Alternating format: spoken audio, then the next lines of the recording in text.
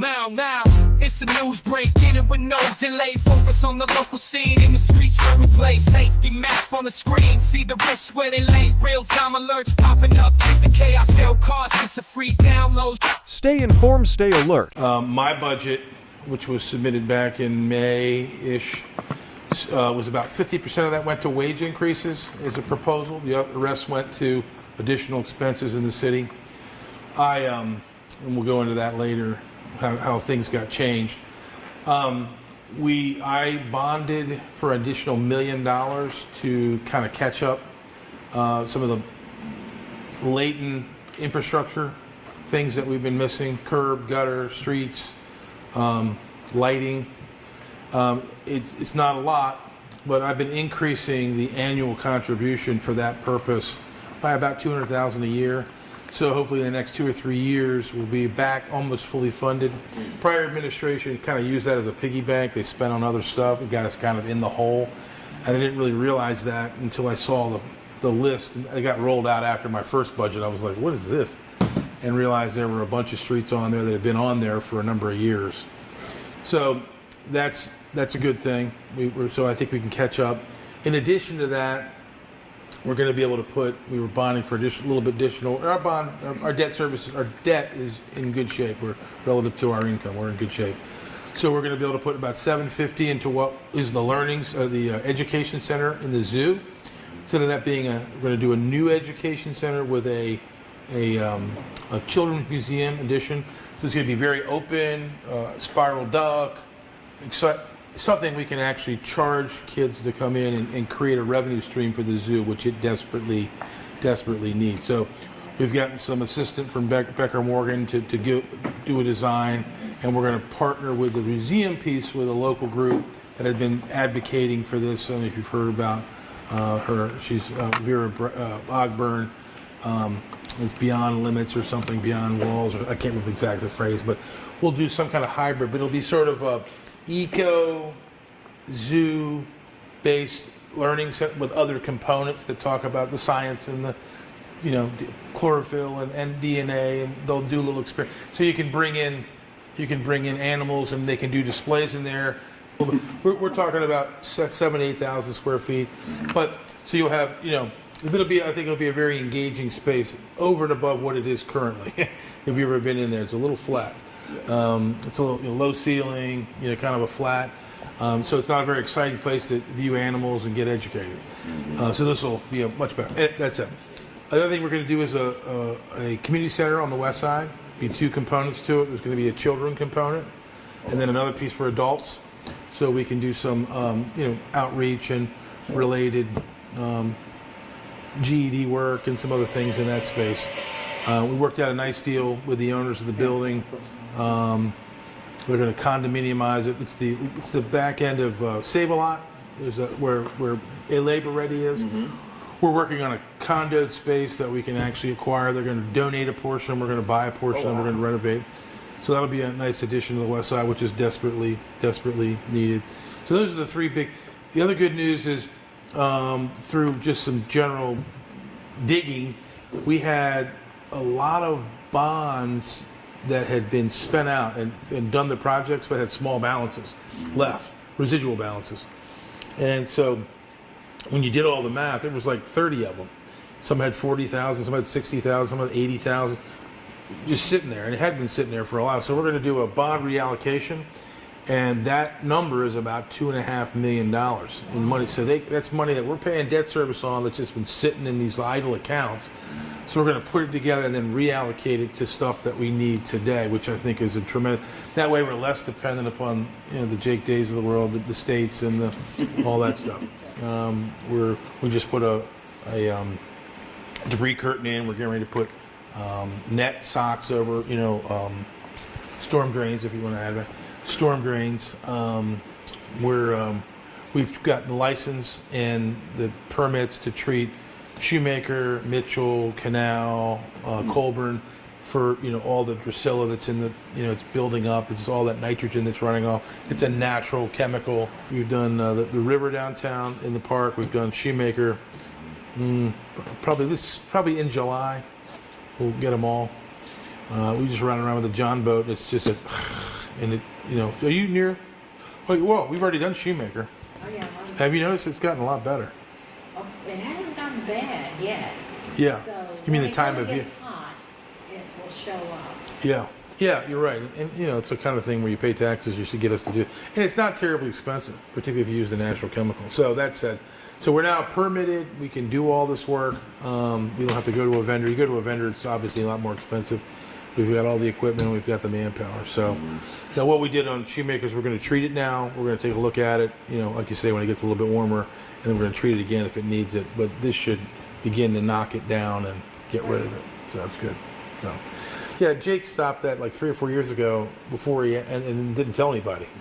Just said we're not doing it anymore. So tax rate is flat. We're barring this negotiation on the union, our savings account was going up. Crime is down. On average, we're across the board. We were fully staffed from a police standpoint until recently. We've lost a few guys, but we're still within the tolerance level for sure. We collected the largest fire service agreement from the county that we ever had. It was double what we've gotten before. Largely because it was a terrible deal to begin with, and so I kind of we went through a series of meetings with John and Jeff and just showed them the math, and it just said they were okay with that. Go ahead. So what's up with? I gotta agree with April Jackson's question the other night. Why doesn't the county just pay all the money they owe you for the back agreements?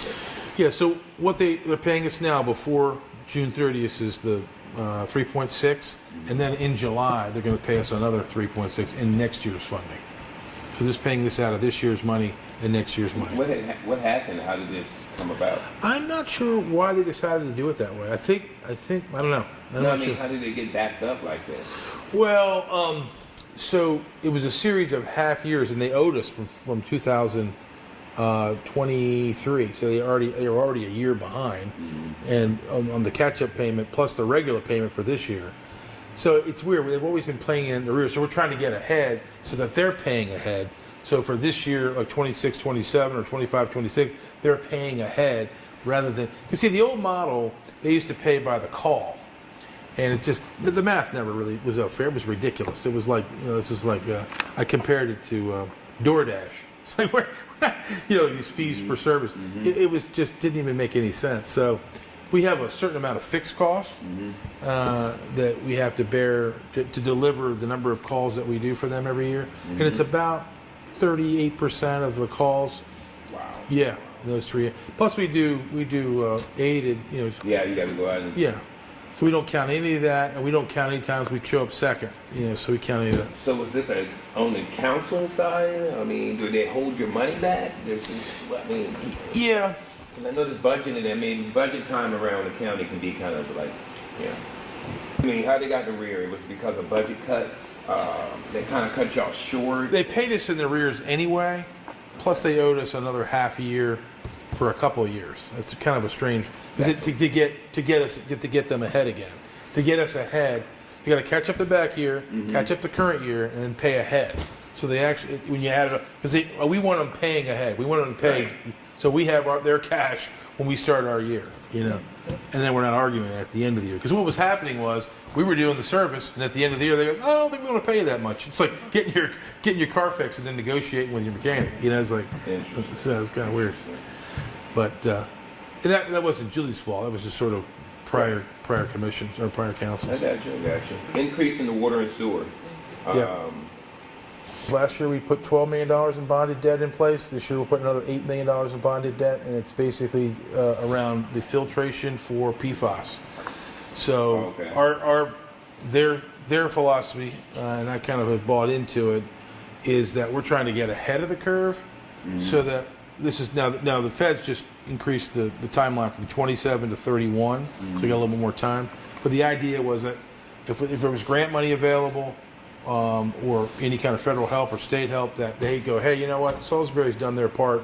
Here's $6 million to finish up your plan, and that's where we're hopeful. And that's kind of been our consultants' jibe on the whole thing, and so that's kind of the path we're going on. So this will affect just the sewer and water bill, but not the trash. Now we have a $5 increase in trash because of the tipping fees. But yeah, but when you look at our I think it'll be now $81 instead of $75 or $80 or whatever. When you look at $80 quarterly, and you go out to a Chesapeake or a Seagull, I mean, nothing against them, but they'd be twice, 3 times that. So we really are a bargain in that regard. Yeah. So I think there's room to go up, and I think we need to at some point. We've got all new trucks now, which is good. Instead of stuff broken down, we got new trucks, so that's good. So that community center, was that the one that Brad Gillis went up to talk about? I think it was like not last council meeting, but the council meeting before. I think they were talking about some land that was going to be acquired on Cypress Street. Is that the same as the? Did Brad go up and talk about that? I don't remember that. Okay, he may have. Yeah. But yeah, okay. So it's not going to be owned by Gillis. That's going to be owned by the city. Yeah, right? we're going to condominiumize it. We're going to record the deed, and the idea is that we would. There's a tenant in the front, which we're going to let that pass through to them. So we might do a lease for a couple of years, but we'll have a purchase agreement in place, already. So we might close on it a little later, but we'll do the fit up and have an agreement. So the idea is we want to own the asset. We don't want to be a first right of refusal. We want to have the option to purchase. So. Okay. Do we have any more questions?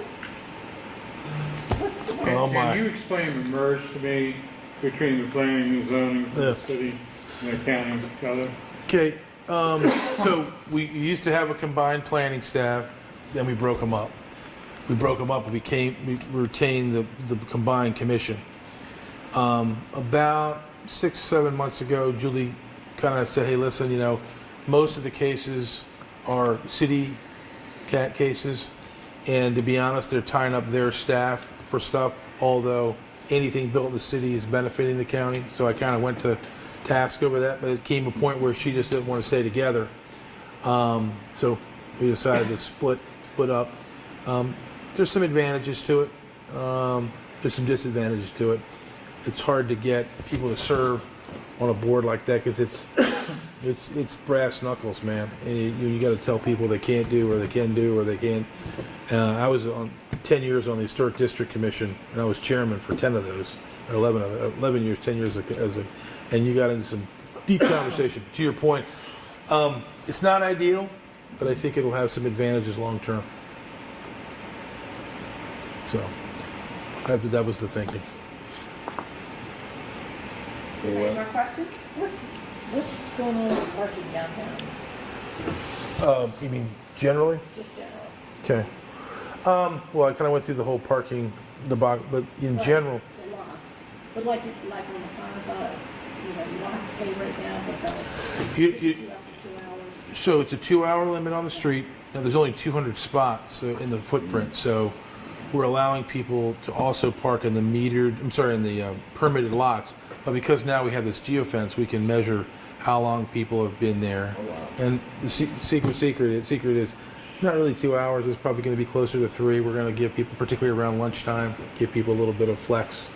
But the rule is 2 hours. Don't be surprised if you get a ticket. But the idea for the ticket is for compliance. It's not for enforcement. I struggle with that. I struggle with that with people down. So that's an issue we're working on. So, people don't want to get tickets. I mean, and one of the things you have to understand, the downtown is the only place, commercial district, where you monitor parking. You can go anywhere in the city, the mall, North End, South End, Evo, Sobos. No one's monitoring your parking. So we've got to compete and be friendly. If you're coming down to restaurants, you don't want to be walking back to your car and get a $35 ticket for a $50 lunch. Go. The city administrator, he's leaving, correct? Yes. Have you got anybody else in mind? No, we've got some big interest. We've got a open enrollment city administrator and one for deputy. So we're hiring for both.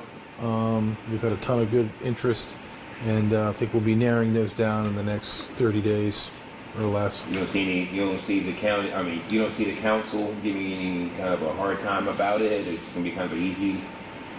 Hopefully. Yeah, hopefully. You never. But I mean, I think, being a city administrator, it comes with certain, tactic resume requirements, and so whoever it is, we pick is going to be experienced and mature and aligned with my values. Huh?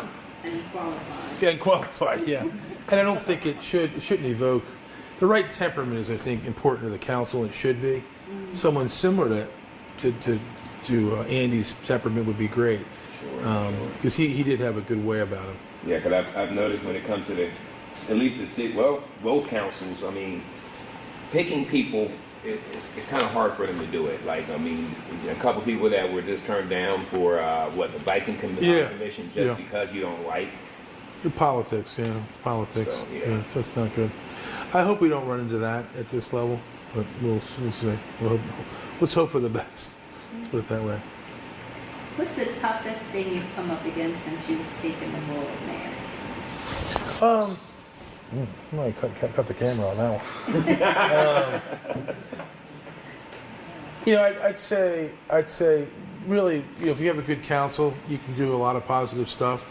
And I feel like if someone's going to run and be in that spot, you can disagree agreeably, but you don't disagree just because you don't Right. agree on some other things. Right. I'm just disappointed a little bit in that behavior. That you can't get past it, but I tell you what Jack kept telling me years ago. I said, why don't you just tell? I said to him, why don't you just tell him the truth? He goes, the truth is what you get the majority of the people to say it is, and that's a true statement. Wow. At one, so, and I kind of stuck with me forever, but I'd say the hardest thing is I feel like I wish there were more people that came to the job and the role with a more sincere heart and less of a political one. Ooh, That makes sense. that. I like that. Well, I can say from my husband and I, we pray for you, and we pray for all of our leaders here in Salisbury, and from a spiritual point of view, we pray like the walls of the demonic system be torn down, and that he continues to use people like yourself to fulfill his purpose. So we definitely appreciate you and thank you for your work, because we understand that it is hard. It is challenging. I say to I just jokingly say this every once in a while. I said, every morning I wake up and I want to follow Jesus, but by 11 o'clock I'm ready to slap somebody. It was like, maybe you could be like me, half hood, half friend. Yeah, that's kind of where I am. I tell you what, though, I mean, I was talking to Jermichael Mitchell about you, and he said one thing that he really admires about you is that you stick to your goal.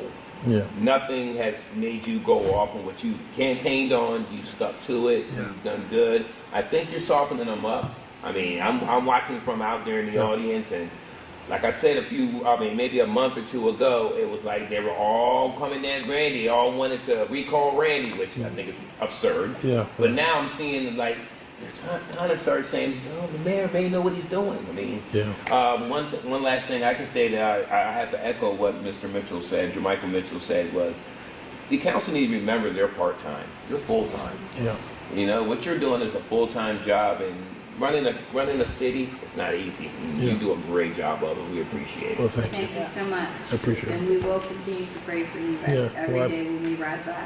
I appreciate It's that. called a pray by. You pray about it, Brother Don? That's good. Anything else? Okay. Thank you for doing it. Yeah.